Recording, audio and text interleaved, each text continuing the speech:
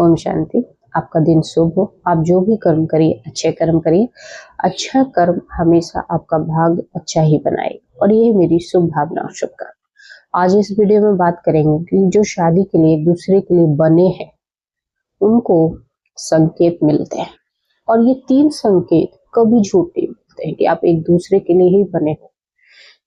जब दो लोग दोस्ती में आते हैं तो दोस्ती इतनी गहरी होने लगती है तो हमें लगने लगता है कि क्या हम एक दूसरे के लिए बने हैं। ये क्वेश्चन एक बार दिमाग में आता है पर ये क्वेश्चन खत्म भी हो जाएगा अगर आपको पता चल जाएगा कि ये 3 संकेत ऐसे होते हैं जो कभी झूठ बोल ही नहीं सकते हैं, वो एकदम सच्चे होते हैं। और आज इस वीडियो में हम आपकी इसी भ्रम को दूर करेंगे कि कौन आपका सच्चा साथी है और कौन सिर्फ एक कन्वीनियंस के तौर पे है, सिर्फ एक आदत है। तो चलिए बात करते हैं, लेकिन उससे पहले एक आप स्टोरी सुनिए। 2 व्यक्ति, 2 साथी ही बोल सकते हो, मिले, दोस्ती हुई, गहरी हुई, दोनों एक दूसरे के बिना रह नहीं सकते थे, थोड़ी सी भी दूरी बर्दाश्त नहीं होती थी। लेकिन जो ज्योत्सना और आज स्टोरी जो मेरी है वो है रवि की। ज्योत्सना और रवि में बहुत गहरा संबंध था। उनको लगने लगा कि उनको शादी करनी चाहिए, लेकिन जो रवि था वो दूर रहता था। वो चाहकर भी ज्योत्सना के साथ रह नहीं सकता था क्योंकि ज्योत्सना की थी सरकारी जॉब, रवि की थी प्राइवेट जॉब और रवि दूर रहता था, दूसरे शहर में रहता था, जिसका एक साथ रहना मुश्किल था। जॉब की वजह से दोनों को शादी के बाद भी दूर रहना था।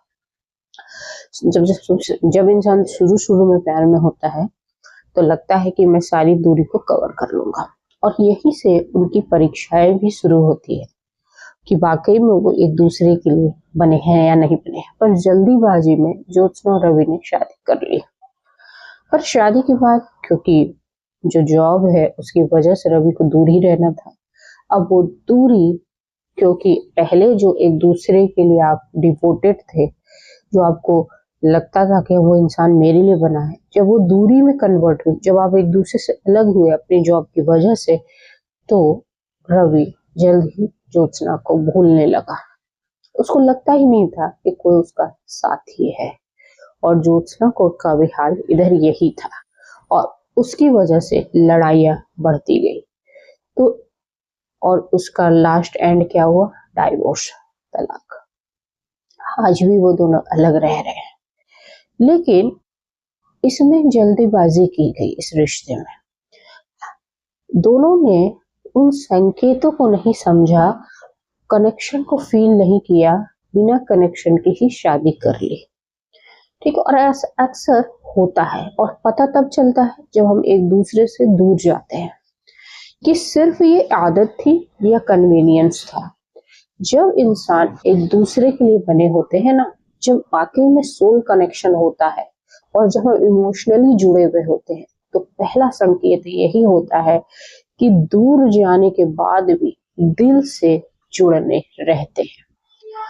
आप भले ही कामकाज की दुनिया में बिजी रहोगे, व्यस्त रहोगे, कि रात की खामोशी में आप उसको फील करोगे, या कोई ऐसा गाने देख रहे हो, अपने उसी साथी को इमेजिन करोगे। और ये नॉर्मल बात नहीं होती है कि ये नॉर्मल है कि हम उस गाने में उसको इमेजिन करेंगे। जिसका कनेक्शन स्ट्रांग होगा, जो वाकई एक दूसरे से के लिए बने होंगे, जिसको साइकोलॉजी में कहते हैं कि इमोशनली अटैच्ड होना। और ये इमोशनली अटैच हर इंसान नहीं होता है। हर इंसान ऐसा नहीं फील करता है कि वो दूर है फिर भी पास है। वो दिल की तार एक दूसरे से जुड़ा रहता है। अगर साइकोलॉजी और स्पिरिचुअली ये रिश्ता सिर्फ शारीरिक नहीं आत्मिक होता है, जिसको हम सोल कनेक्शन कहते हैं। कि आप दूर भी रहिए, आप भले रोज मत मिलिए, आप भले रोज मोबाइल पे बात मत करिए, कोई चैटिंग मत करिए, लेकिन आप एक दूसरे के लिए जुड़े हो, फील कर रहे हो, महसूस कर रहे हो। आपको पता है, आपको इतना विश्वास है कि वो सिर्फ मेरे लिए है और वो मुझसे ही प्रेम करता है। ये पहला संकेत है जो ज्योत्सना और रवि को कभी फील ही नहीं हुई। वो जब अलग हुए तो वो सिर्फ होता है आदत। जब हम एक दूसरे से मिल रहे हैं, सिर्फ हमें आदत हो गई, और आदत हमेशा दूर के रिश्ते में, जब आप दूर जाते हो तो वो आदत खत्म हो जाती है, ब्रेक हो जाती है, और उसके बाद आप उससे दूरी बन जाती है। इसीलिए इस पहले संकेत को याद रखिए, ये कभी झूठ नहीं बोलता ये संकेत। दूसरा संकेत होता है कि आप जब दूर चले जाते हैं, दूर होकर भी दिल से जुड़े हुए हैं, लेकिन आपका दूसरा संकेत ये कहता है कि आपके रिश्ते में कभी भी ईगो नहीं आएगा और समझदारी रहेगी। मतलब आप एक दूसरे को महसूस करके समझेंगे। कैसे? जैसे कि हम ज्योत्सना और रवि, अपनी अपनी जॉब को लेकर ईगो है, मैं ज्यादा कमाती हूँ, तुम कम कमाते हो, सबसे पहला ईगो यही आता है, और यही सभी के रिश्ते में लड़ाई की वजह बनता है, ईगो। तो घर का काम तुम्हें आता नहीं है, मुझे आता है ना? और वो ईगो बन गया। तुम खाना बना नहीं सकते हो, मैं बनाती हूँ। तुम ये काम नहीं कर सकते हो, तुम घर को साफ नहीं रख सकते हो, मैं रखती हूँ। मैं घर का भी काम करूँ, बाहर की नौकरी भी करूँ, बाहर का काम करता हूँ, जिम्मेदारियां निभाता हूँ। ये दोनों चीजों में ईगो है, और जहाँ ईगो है वहां समझदारी हो ही नहीं सकती है। क्योंकि अगर समझदारी आ गई तो आपकी लड़ाई होगी ही नहीं, आपको किसी भी चीज का घमंड नहीं रहेगा।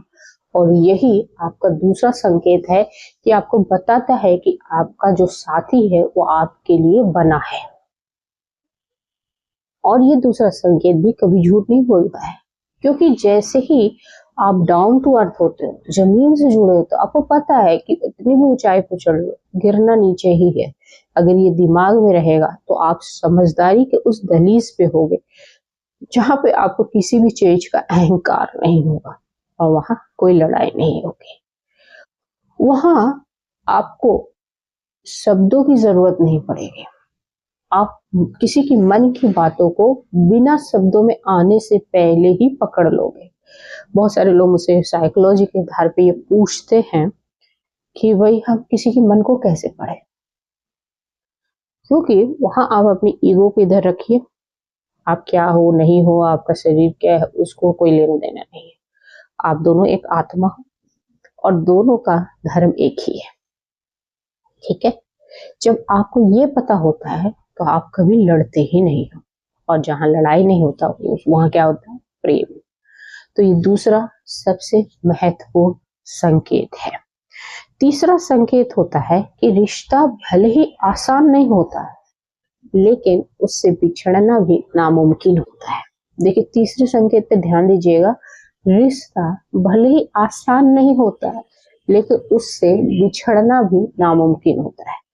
मतलब आपके रिश्ते में बहुत सारी रुकावटें आती है, दिक्कत आती है, परिवार कभी खड़ा हो जाता है, कभी आर्थिक तंगी आ जाती है, कभी आपके जो रिश्ते हैं वो एक्सेप्ट नहीं कर रहे हैं आप दोनों को, लेकिन वहां पे ऐसा लगता है कि रिश्ता रखूं या नहीं रखूं, लेकिन फिर भी आप एक दूसरे को नहीं छोड़ोगे। फिर भी आपको ये दिमाग में ये रहेगा, ये प्रॉब्लम सॉल्व हो जाए, कैसे न कैसे करके ये प्रॉब्लम खत्म हो जाए, और आप उस सॉल्यूशन को ढूंढोगे। साइकोलॉजी में अगर जो इंसान सॉल्यूशन को ढूंढता है, वो इंसान प्रॉब्लम से को फेस बड़े थोड़े समय के लिए करेगा, क्योंकि उसको सॉल्यूशन पता होगा प्रॉब्लम के आने से पहले ही। अगर अध्यात्म के आधार पे संकेतों को देखा जाए तो यहाँ पे कोई भी अड़चने आपको आत्मा को एक दूसरे से मिलने के लिए रोक ही नहीं सकती है, क्योंकि आपकी आत्मा एक दूसरे के लिए बनी है, सोल कनेक्टेड है। ये सब रुकावटें, परिस्थितियां तो आती है जीवन में, ऊंच नीच भी आता है, समाज की ऊंच नीच आएगी, आपका अमीर होगा, आपका साथी गरीब होगा, ये सारी परिस्थितियां आएगी। लेकिन उस परिस्थितियों में रिश्ता आसान भी नहीं लगेगा, लगेगा कि हाँ तोड़ दूं, क्या करूं, लेकिन आप बिछड़ नहीं पाओगे। आपको फीलिंग रहेगी, भले ही आप बिछड़ भी जाओ कुछ दिनों के लिए, लेकिन आप सॉल्यूशन ढूंढ के फिर नजदीक आ जाओ। और यही होता है सोल कनेक्टिविटी, कि आप एक दूसरे के लिए बने हो। और ये तीसरा संकेत जो झूठ नहीं बोल रहा है, वो आपको बता रहा है कि आपका बिछड़ना नामुमकिन है। आप उस जो रुकावटों वाले, कांटों वाले, पत्थरों वाले जो रास्ते हैं, उसको आप फूलों के चादर बिछा दोगे आप दोनों अपनी कोशिशों से। और यही तीनों संकेत आपको जीवन में आगे बढ़ने के लिए और एक दूसरे से कनेक्ट रहने के लिए राह दिखाता है। और ऐसे जो साथी होते हैं, अगर ऐसे जो ये तीनों संकेत अपनी जिंदगी में ले भी आए पति पत्नी, तो ऐसे पति पत्नी का रिलेशनशिप जो होता है ना, एकदम ऊपर होता है। ना ईगो है, ना ही कोई परिस्थिति उनको रोक सकती है, ठीक है। और जो दिल का जुड़ाव है, जो दिमाग के लेवल को भी आपको स्वच्छ कर देगा कि नहीं, हम एक दूसरे के लिए ही बने हैं। तो ऐसा फीलिंग अगर आपको किसी के साथ आए तो उससे शादी जरूर कर लेना, क्योंकि वो नामुमकिन को भी मुमकिन करने वाला है। साथ ही आपका सोल कनेक्शन है आपके साथ, और बड़ी मुश्किलों से मिलता है ऐसा साथी। होप सो आपको वीडियो अच्छी लगे। जय हिंद, जय भारत।